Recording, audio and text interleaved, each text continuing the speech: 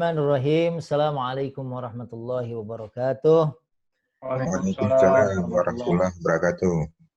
Alhamdulillah wassalatu wassalamu ala sayyidina Rasulillah amma ba'd.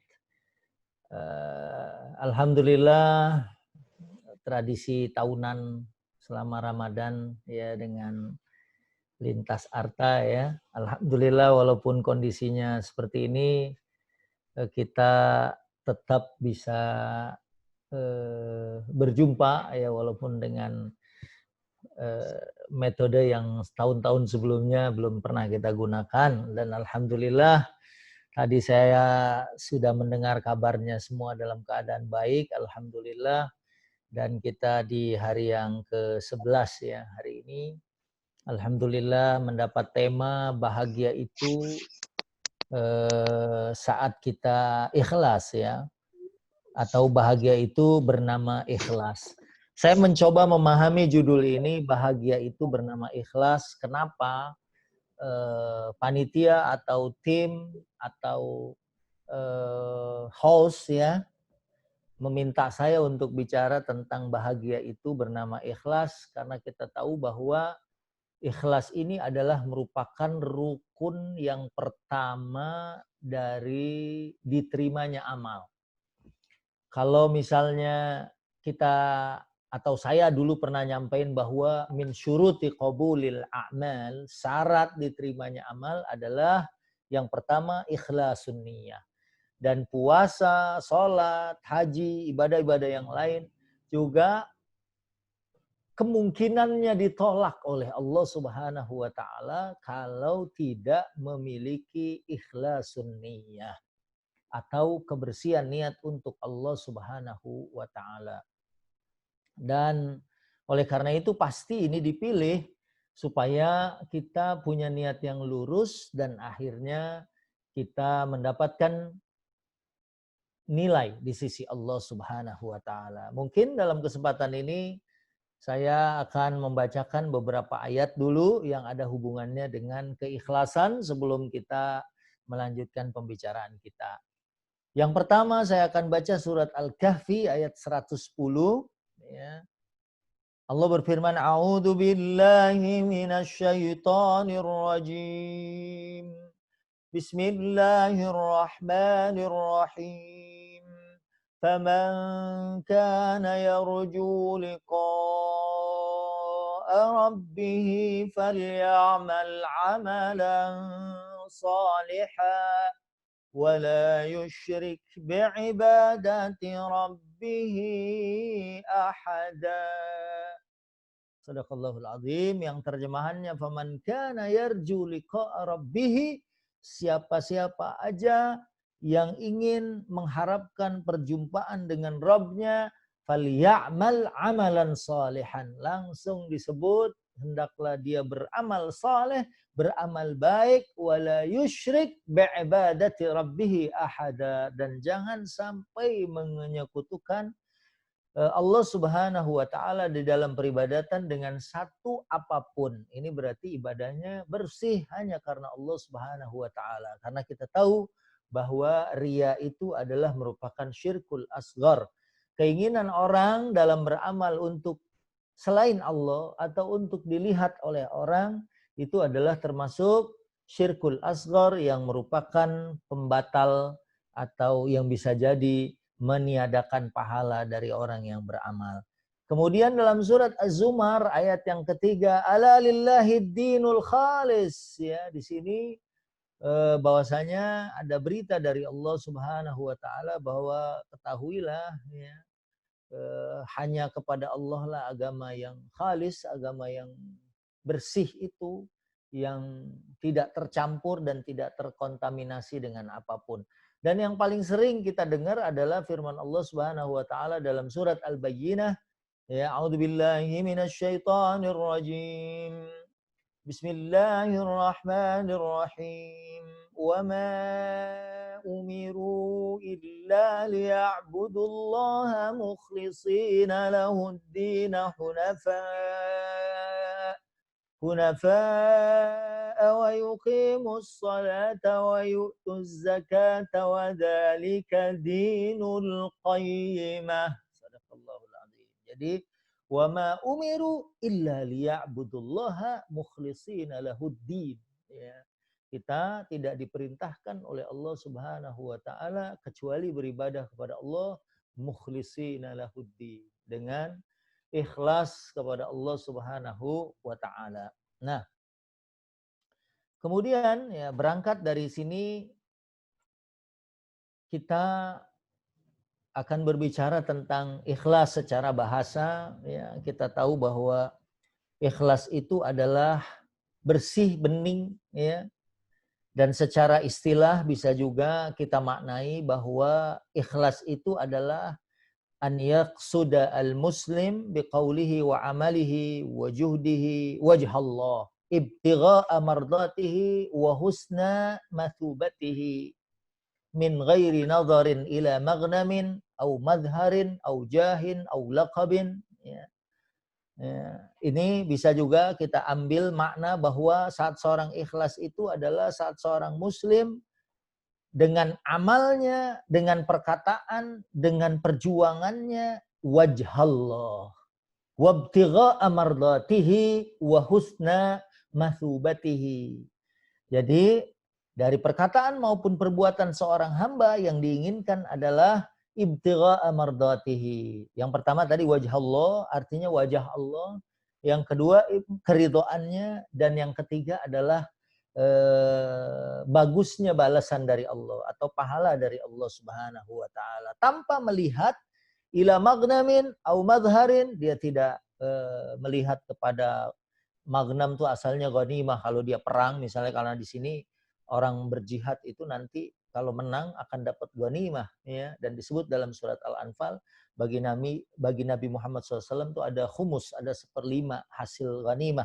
Kalau ada orang berjuang atau berperang karena ingin mencari itu, maka dia bisa kita katakan sebagai orang yang berjuang karena ingin mendapatkan magnamin au mazharin au jahin au laqabin.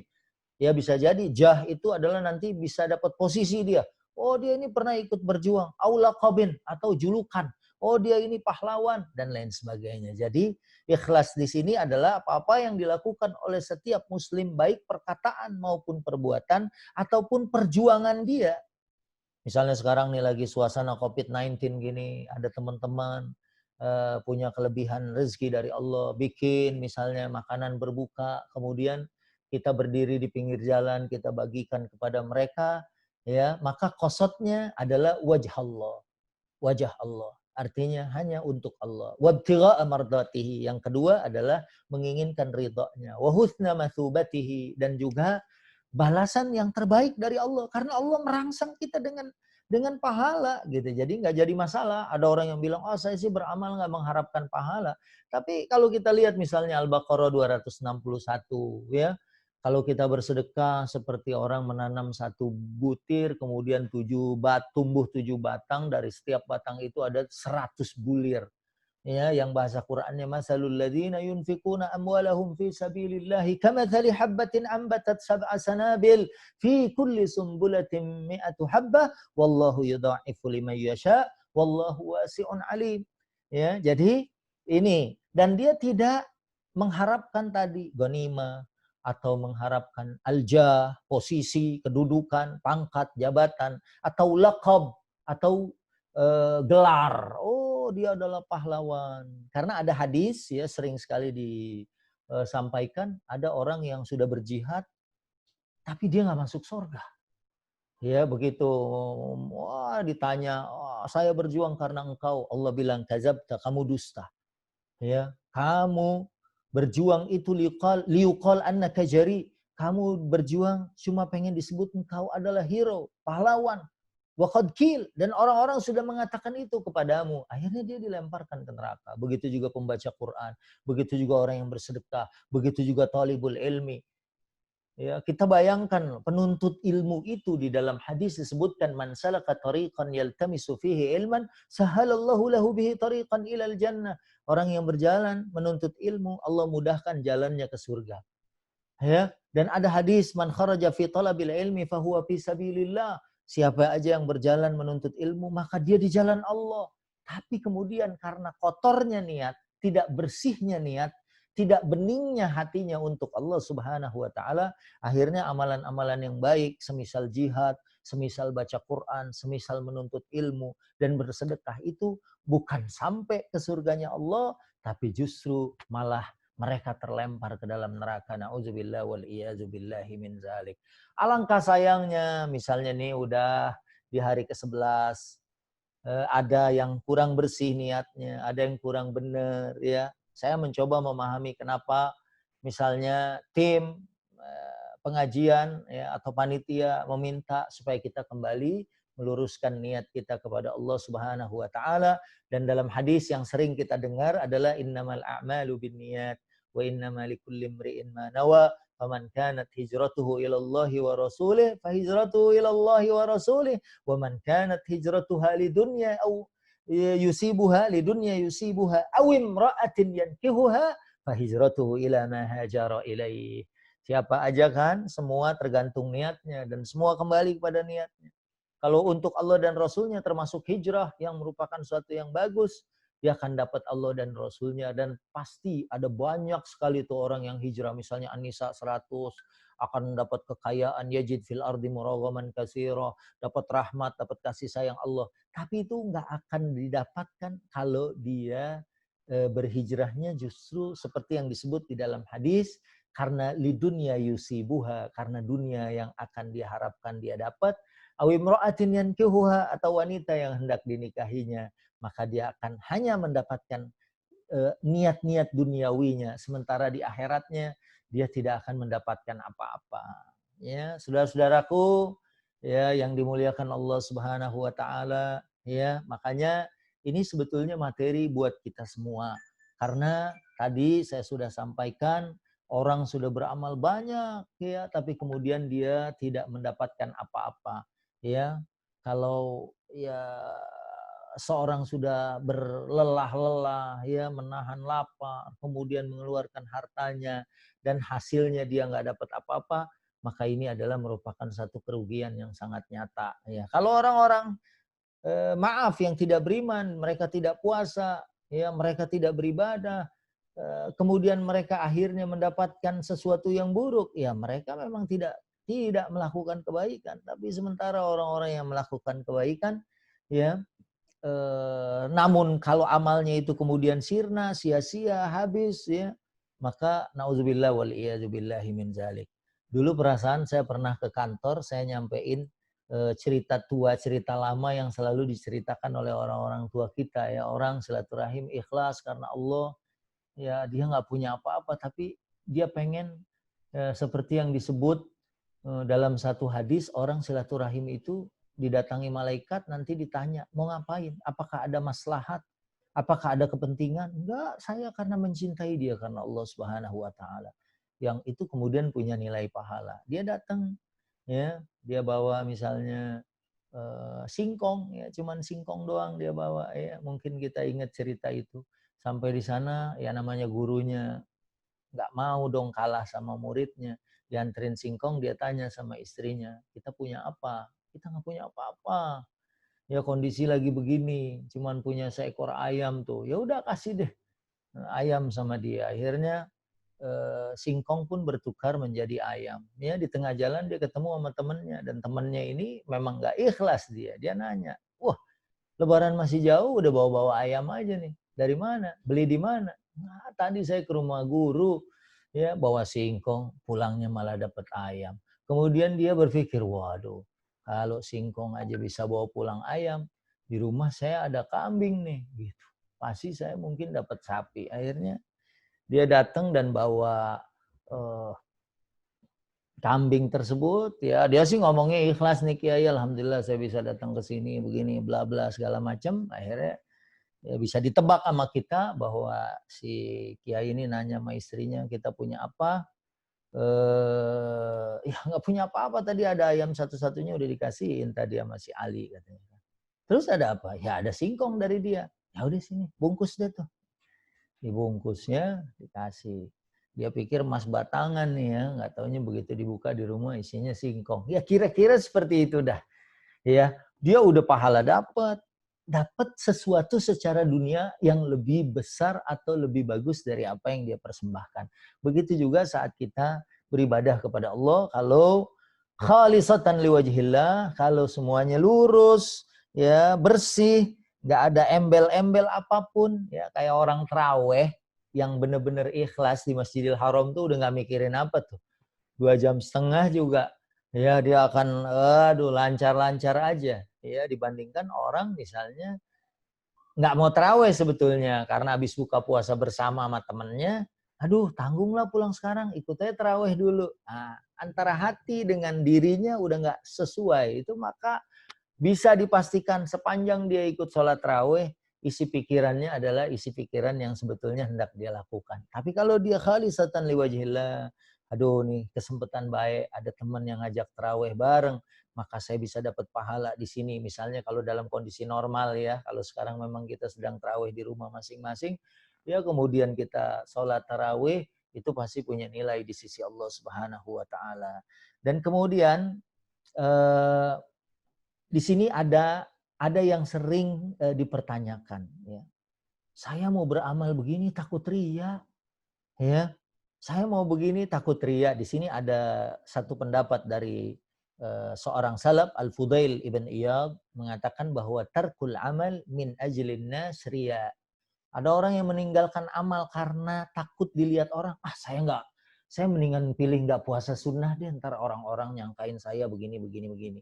Ya, saya nggak ikut ngumpulin duit dah. Misalnya, ayo teman-teman di-share siapa yang dari gajinya kemudian mau berbagi, kita beliin makanan takjil, kita bagikan di jalan-jalan atau mungkin kita bagikan ke panti-panti. Aduh, saya takutnya riya begini. Ada di sini tarkul amal min ajlin nas riya. Bisa jadi orang meninggalkan amal perbuatan karena orang, ya, karena takut orang menilai kita begini dan begitu, itu bisa jadi riya. Kemudian wal amal min ajlin nas syirk. Dan kalau kita beramal karena orang lain, gak enak nih sama teman kita diajak begini, masa kita doang yang enggak. Nah, wal amal min ajlin nas syirk. Dan beramal untuk orang lain atau karena orang lain syirik.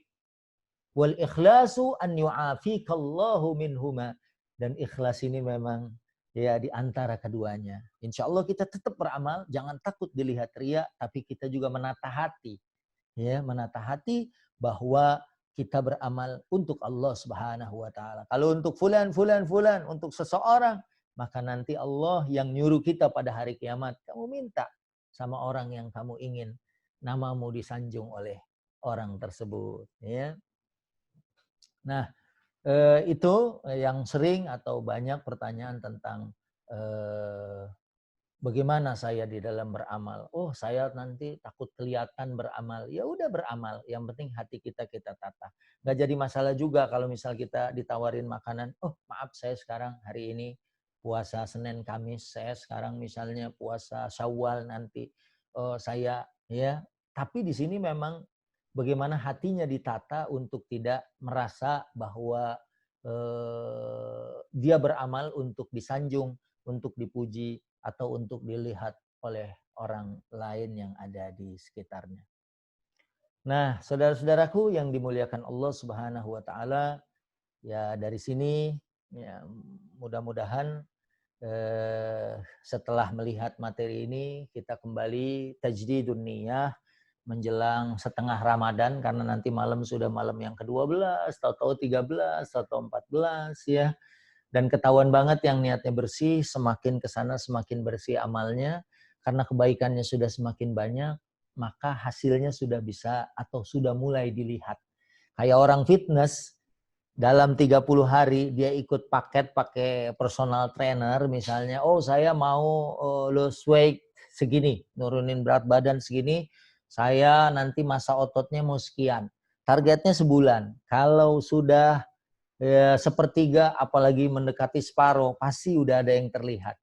Ya, sudah ada yang mulai terbentuk. Nah, begitu juga saum ini apabila dilandasi atau didasari dengan kebersihan niat, hanya untuk mencari keridhaan Allah, hanya untuk mencari keberkahan dari Allah, ya insya Allah sudah mulai kelihatan ya bagaimana dia bersikap, berakhlak, apalagi menyikapi keadaan yang sekarang sedang menimpa kita yang sesungguhnya ini adalah merupakan fitnah, sesungguhnya ini adalah merupakan cobaan dari Allah Subhanahu wa taala. Mungkin itu sekedar pengantar ya, mungkin lebih asyik kalau ada yang mungkin bertanya, dan kalau saya nggak bisa, teman-teman ada yang bantuin jawab gitu ya. Mudah-mudahan pada kesempatan ini kita bisa saling berbagi kebaikan, dan kebaikan kita akan mengantarkan kita kepada surga.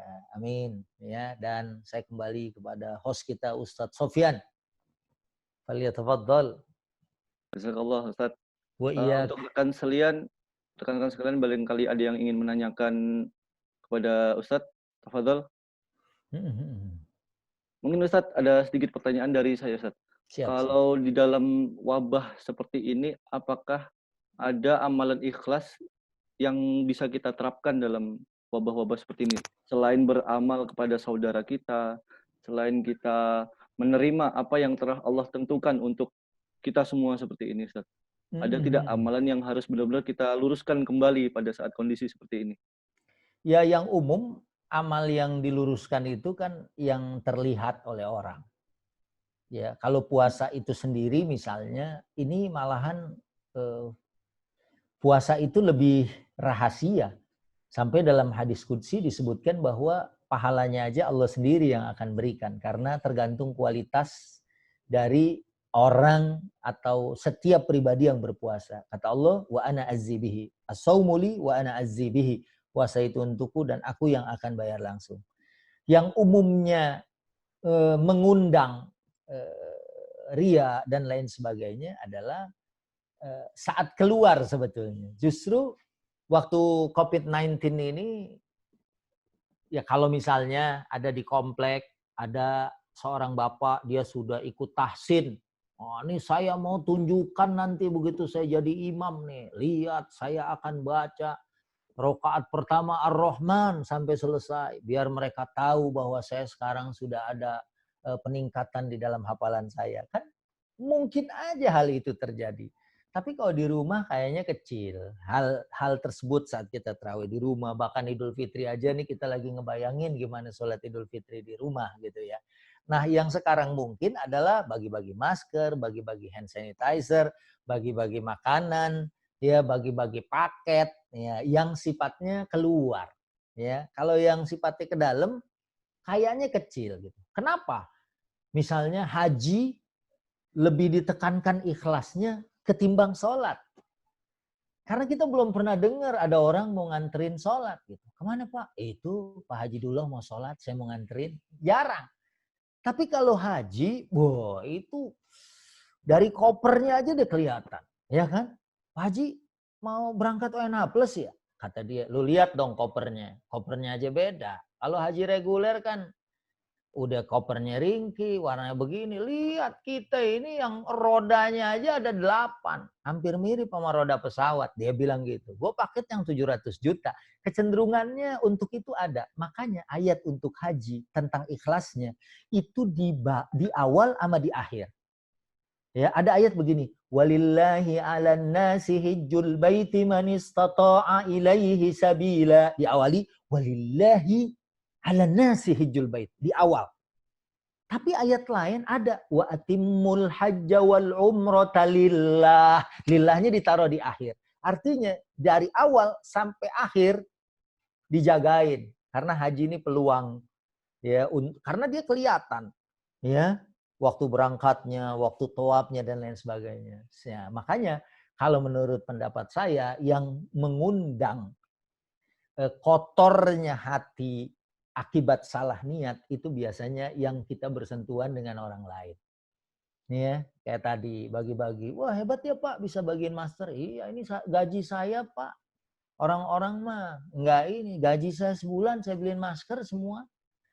Gitu. Ya. Atau kalaupun dia ikhlas, kadang-kadang ada aja habis itu ya. Setan tidak ingin dia mendapatkan nilai, ya kemudian dia coba goyang hatinya, ya dia bilang bahwa ya cuman kamu doang kayaknya nih di sini di kantor ini yang rela gajinya di saat susah kayak gini mau berbagi. Ya, saya pikir seperti itu. Dan saya misalnya, Pak, kenapa nggak ikut ngebagiin? Nggak enak nanti orang-orang pada bilang saya begini begitu. Tadi ingat tarkul amal min ajlin nas juga bisa terjatuh di dalam riya. Sekarang berbuat, bekerja, tapi tata hati, bersihkan niat untuk hanya tadi, ya, wajah Allah. Yang kedua, ibtigha mardatillah, ya. Yang ketiga adalah kita menginginkan masubah min Allah, ya, pahala dari Allah. Ada lagi? Ada pertanyaan kembali Ustadz dari rekan kita. Assalamualaikum, apakah dalam ikhlas itu ada tingkatannya dan bagaimana kiat agar ibadah kita bisa mencapai level ikhlas Ustadz? Waalaikumsalam. Wah, ini ada di sini. Ya Ustadz. Ada di chat. Iya betul. Ya, adapun tingkatannya pasti di sini kalau kita lihat berbanding lurus dengan keimanan pasti ya. Kayak yakin seseorang, ya, kayak Nabiullah Ibrahim, beliau mau misalnya melakukan ibadah apapun karena dia pemahamannya, ma'rifatullahnya tinggi, pasti dia sangat siap, bahkan saat diuji mau dibakar pun dia tetap hanya bergantung kepada Allah, nggak mau ditolong sama siapapun. Saya hanya ingin minta tolong sama Allah karena saya beramal hanya untuk Allah. Maka ya seperti dalam Al-Fatihah, iyyaka na'budu wa iyyaka nasta'in, ya, kita hanya kepada Allah beribadah dan hanya kepada Allah juga kita minta pertolongan. Ya, wa idza sa'alta fas'alillah wa idza sta'anta fasta'in billah. Nah, pasti ini tingkatannya adalah berbanding lurus dengan tingkat keimanan kepada Allah Subhanahu wa taala. Kebetulan ada teman saya peruqyah gitu ya, yang suka meruqyah, Ustadz Hermansa LCMA. Beliau itu pernah ngeruqyah, hadiahnya adalah haji gitu ya. Berarti memang sudah sangat luar biasa. Saya ingat misalnya kalau dia lagi berdialog dengan jin tersebut, kemudian dia bilang, ya saya mengakui kekuatan engkau, saya akan keluar karena engkau. Nah, itu harus pinter-pinter, dia itu harus bersih, karena itu adalah bisa jadi merupakan tipu daya. Dia bilang, tidak, bukan kekuatan saya tidak punya apa-apa. Saya la haula wala quwata illa billah, ya, kekuatan adalah kekuatan Allah, kesanggupan adalah kesanggupan Allah. Saya makhluk Allah yang dhaif. Wah, itu biasanya makin tersiksa dia karena orang ini hatinya nggak bisa ditembus. Kemudian beda mungkin kalau orang-orang yang ini, ayo, ya, apalagi disaksikan orang banyak, jinnya udah ngalah. Wah, saya ngaku dah, kamu ini kuat luar biasa. Dia bilang, kamu nggak tahu sih siapa saya. Nah, berarti dia kepancing. Nah, bagaimana orang bisa memahami ini merupakan perkara syirik atau bukan? Pasti dia memahami makna syirik itu dengan baik. Nah, orang yang memaknai itu, dia adalah orang-orang yang di samping memiliki keimanan, dia juga memiliki ilmu, sehingga dia tidak mudah tergoda, sehingga level ikhlasnya itu adalah level ikhlas yang sangat tinggi. Nah, ini kalau kita taraweh, misalnya 1 jam aja gitu ya, itu pasti ketahuan tuh yang memang benar-benar itu dia benar-benar sama sekali nggak berasa gitu, sama sekali, dan dia sangat menikmati hatta walaupun dia tidak memahami bacaan yang dibaca imam, tapi karena dia memang bersih, wah ini malam tarawih saya pengen ibadah, pengen cari ridha Allah, ya. Nah, itu kembali kepada pandangan saya adalah kualitas keimanan seorang dan bagaimana dia ma'rifatullah, mengenal Allah Subhanahu wa taala. Karena makhluk yang lain nggak punya apapun, ya, tidak bisa memberikan apapun, ya, cuman Allah saja satu-satunya yang bisa memberikan segalanya bagi kehidupan manusia. Nah, kemudian tadi lanjutannya, dan bagaimana agar ibadah kita bisa mencapai level ikhlas, ya. Jadi di sini kalau kita lihat ayat yang tadi, ya, dan kemudian syarat-syarat atau rukun-rukun bahwa semuanya itu diawali dari niat yang ikhlas, ya. Maka kalau dia paham siapa yang memerintahkan dia puasa, memerintahkan dia berzakat, berinfak, bersedekah adalah Allah, berangkat dari situ, maka dia insya Allah akan bersih, ya. Bahkan ya termasuk orang yang menyampaikan ilmu kayak gini itu dipuji sama Quran. Wa man ahsanu qaulan mimman da'a ilallah. Siapakah yang perkataannya paling baik selain menyeru ke jalan Allah. Tapi mungkin kadang-kadang kita terselip, wah ini kita lewat aplikasi nih, nanti disebar lewat YouTube, nanti saya bakal terkenal. Nah itu kan berarti ada kotoran di situ. Wah nanti saya bakal terkenal, nanti orang yang lihat saya begini. Sekali lagi nanti saya akan, nah ini yang harus dibersihin. Ya, ini yang harus kemudian dikembalikan bahwa kita ibadah itu hanya untuk Allah Subhanahu wa taala, yaitu. Kemudian ini yang kedua ya. Kalau kita terbiasa untuk baca Quran atau tadarus dengan suara keras sampai terdengar ke tetangga, apakah bisa tergolong riya dan apakah ada contoh pada masa Rasulullah SAW? Ini mungkin tinggalnya di daerah yang sangat padat ya, kalau rumahnya agak-agak bisa nyari. Saya senang baca Quran keras-keras karena itu menciptakan atmosfer kebaikan. Di samping itu juga baik buat tubuh kita. Tapi kalau misalnya rumah kita ada temboknya dan temboknya agak keras gitu ya, mungkin kedengeran juga keluar, tapi tidak ya hanya kedengeran orang itu lagi ngaji. Dan emang di sini juga punya peluang sih. Ya waktu kita keluar semalam tuh di acara aksi, bagus. Misalnya dia setiap maghrib sampai isya baca Quran. Kita tahu, kita merupakan adab kita memuji dia. Waduh Bapak, alhamdulillah ya bisa dikasih kemuliaan bisa baca Quran maghrib sampai isya. Tinggal kitanya aja balikan pujian itu kepada yang berhak untuk dipuji. Hadza min fadli rabbik. Ini keutamaan dari Tuhan. Hadza min fadli rabbi. Ini keutamaan dari Tuhan. Alhamdulillah saya ya bisa membaca pada jam segitu ya. Dan nggak usah pakai tambahannya lagi tuh. Ya. Ya kalau saya kan emang dari dulu sih, dari zaman dulu kakek saya juga emang udah biasa, nggak kayak orang-orang sekarang. Ditambahin seperti itu yang kemudian akhirnya menimbulkan kesombongan atau ujub. Ujub tuh bangga diri. Nah itu aja yang ditutup. Tapi kalau baca Quran keras saya juga seneng, sama juga gitu. Saya senang baca Quran keras. Ya, karena itu baik juga buat tubuh kita karena Quran itu ya di dalam Al-Qur'an surat 17 ayat 82 ya wa nunazzilu minal Qur'ani ma huwa syifaa'un wa rahmatun lil mu'minin. Insyaallah dengan kita baca dengan keras ya sampai kita dengar misalnya a'udzu billahi minasyaitonir rajim. Bismillahirrahmanirrahim. Langsung kayak kita install ke dalam tubuh kita. Ya malahan banyak ustadz-ustadz dulu Allah yarham Ustadz Arifin Ilham punya air mineral, punya madu, itu santri-santrinya suruh bacain Quran supaya molekulnya berubah. Ya kita juga pengen dong hal itu.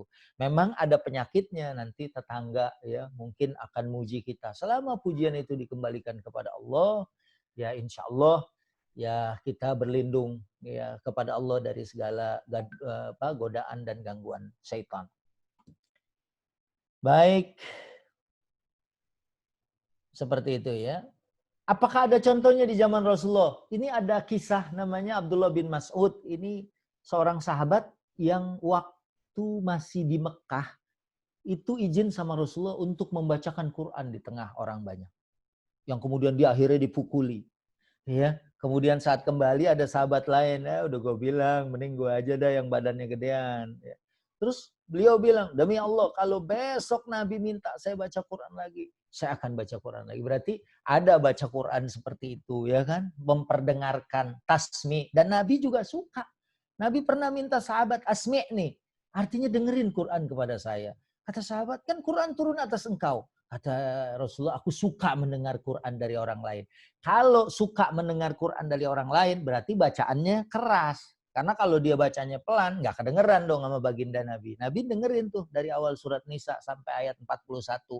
Dia kemudian nangis sampai basah jenggot dan sabuknya mendengarkan ayat Quran itu. Berarti ada orang yang baca Quran dengan jahar, dengan keras ya, dan apalagi waktu zaman kecil saya dulu begitu memang maghrib ya orang kedengeran. Auzubillah. Malam Jumat terutama ya sesuai dengan budaya misalnya di Jakarta semua pada baca Yasin waktu itu. Sekarang alhamdulillah bacanya udah Yasin sama Kahfi. Ya Kahfi hadisnya lebih kuat daripada Yasin gitu ya.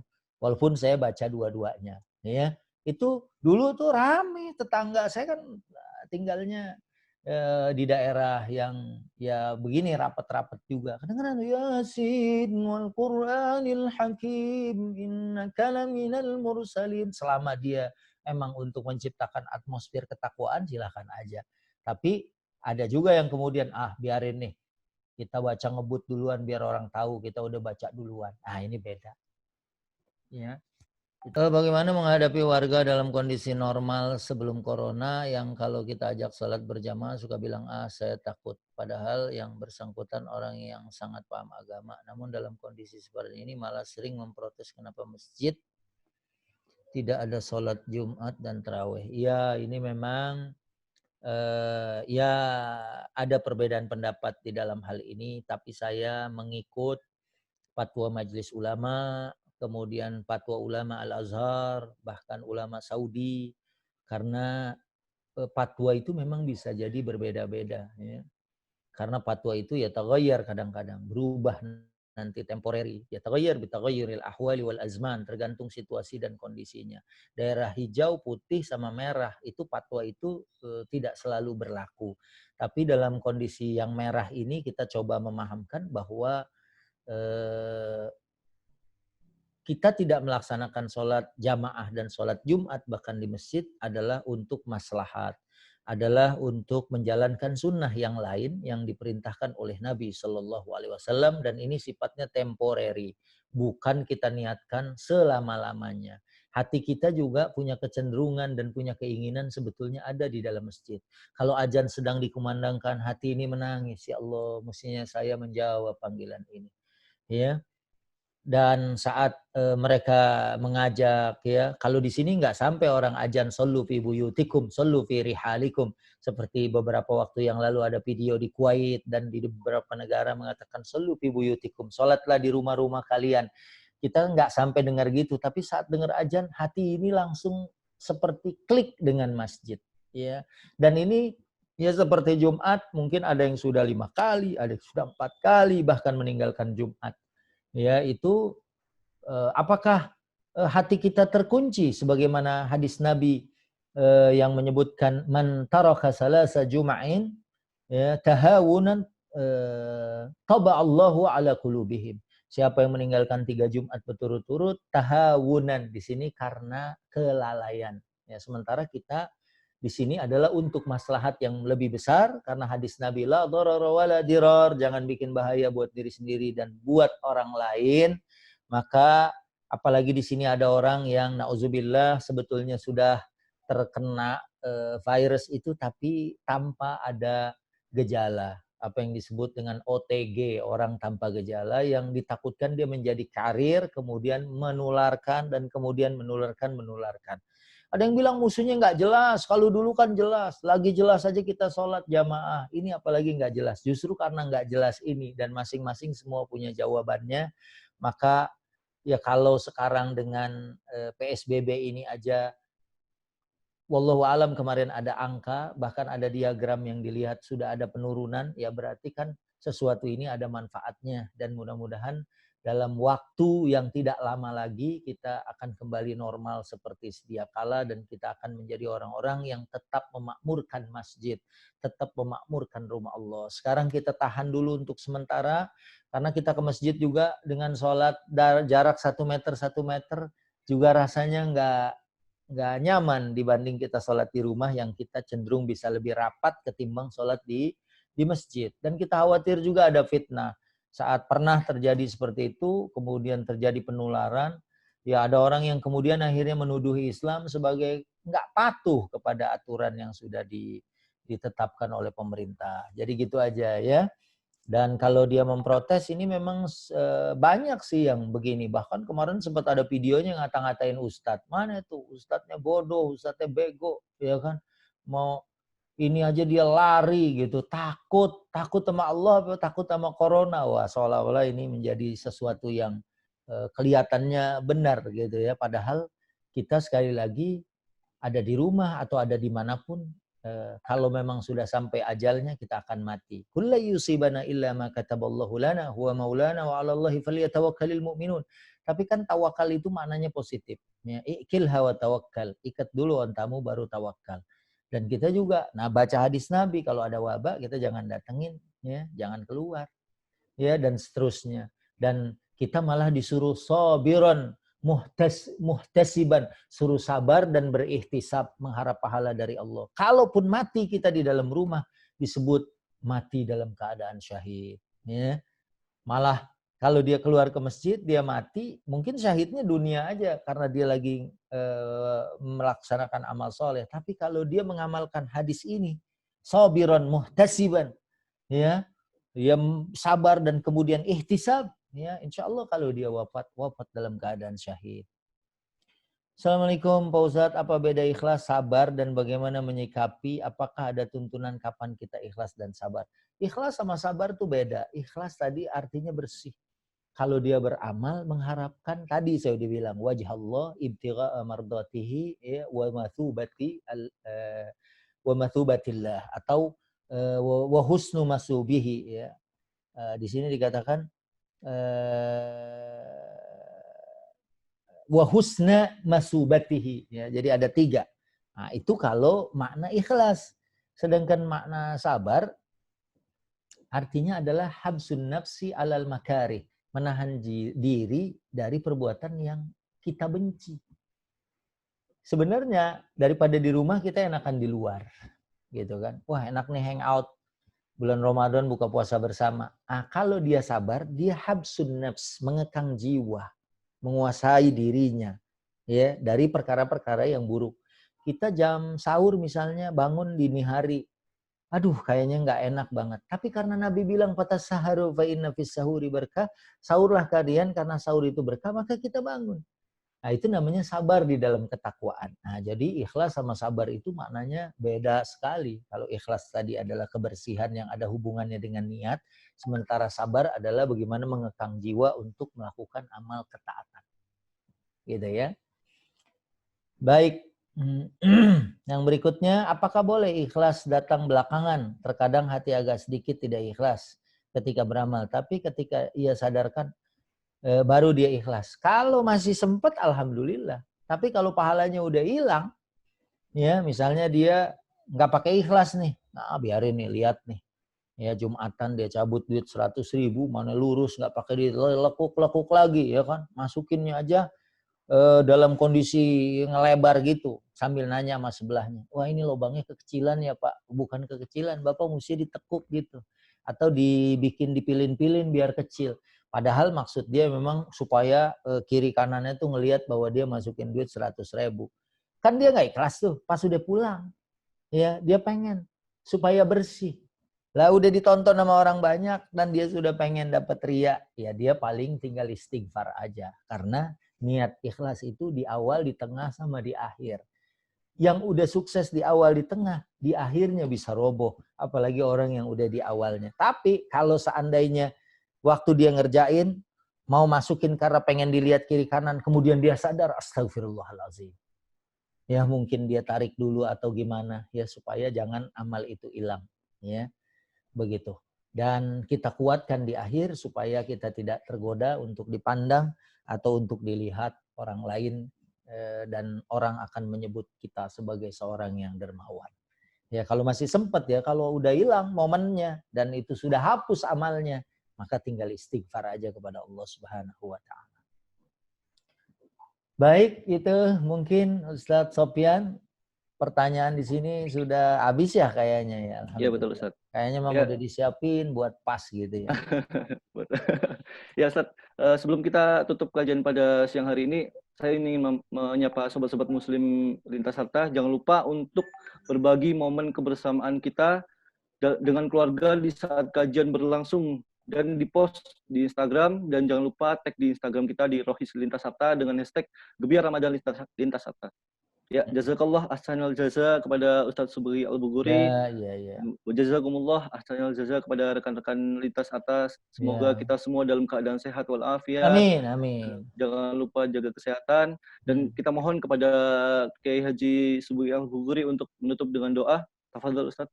Ya, baik. Bismillahirrahmanirrahim. Alhamdulillahirabbil alamin. Hamdan na'imin, hamdan syakirin, hamdan yuwafi ni'amahu wa yukafi'u mazidah. Ya Rabbana lakal hamdu wa lakal syukru kama yanbaghi li jalali wajhikal karim wal 'azimi sultanik. Ya Allah, maafkan kesalahan kami, kekurangan kami di dalam mengisi 11 hari Ramadan ini. Ya Allah, berikan kami kemampuan untuk ikhlas dalam beramal, termasuk saat kami juga menampakkan sedekah kami.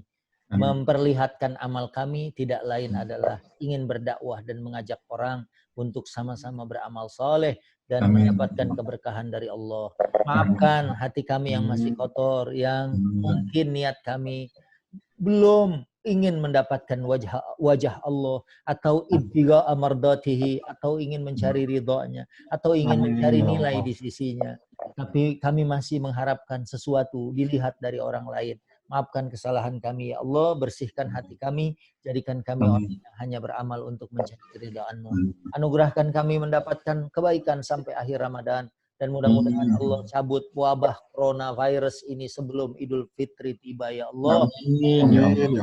Di tanah lapang kami bisa berbagi bersama keluarga, bergembira, bertakbir, menyatakan kemenangan, menyatakan bahwa saat kami selesai melaksanakan ibadah, setelah itu kami berhablum minallah dan berhablum minannas dengan sahabat-sahabat dan tetangga-tetangga kami, ya Allah. Ya Allah, bersihkan hati kami hanya untuk mencari ridha-Mu, dan mudah-mudahan semua amal kami Engkau terima dan Engkau ganti, Kau lipat gandakan minimal bi asyri hamsi, ya, dengan 10 kali lipatnya, ya Allah, dan sedekah kami menjadi 700 kali lipatnya, ya Allah. Ya Allah, inilah doa kami, angkat penyakit yang sedang, mungkin saja ada anggota kami atau saudara, teman kami, kerabat kami sedang sakit. Angkat cabut penyakitnya, ya Allah. Yang sedang gelisah, angkat kegelisahannya. Yang sedang kesusahan, berikan pertolongan, ya Allah. Dan kami rezeki yang halal lagi banyak dan baik, supaya kami bisa memberikan nafkah buat keluarga kami dan berbagi buat orang yang ada di sekitar kami. Rabbana atina fid dunya hasanah wa fil akhirati hasanah wa qina adzabannar wa adkhilnal jannata ma'al abrar ya aziz ya ghaffar. Walhamdulillahi rabbil alamin. Terima kasih ya. Terima kasih Ustaz. Saya pamit, ada live TV One jam 3 ya. Siap. Jazakallah hasanal jazak kepada Kiai Haji Subhi Al-Bukhari atas ilmu yang disampaikan pada siang hari ini. Mudah-mudahan Ustaz selalu sehat, panjang umur. Amin. Dapat salam Ustaz dari Gurunda Kiai Uyat Al-Bantani dan Kiai Abi Muhai Atali. Oh, sudah ngisi ya. Sudah ngisi. Mari kita tutup dengan kajian siang hari ini dengan kafaratul majelis. Subhanakallahumma wa bihamdika asyhadu an la ilaha illa anta astaghfiruka wa atubu ilaik. Saya perwakilan dari tim Rohis Lintas Sabta pada acara Gebiar Ramadan mengucapkan mohon maaf lahir batin sebesar-besarnya apabila ada kekurangan, dan mudah-mudahan kita semua senantiasa mendapatkan ridha Allah Subhanahu wa taala. Amin. Billahi taufiq wal hidayah. Wassalamualaikum warahmatullahi wabarakatuh. Waalaikumsalam warahmatullahi wabarakatuh.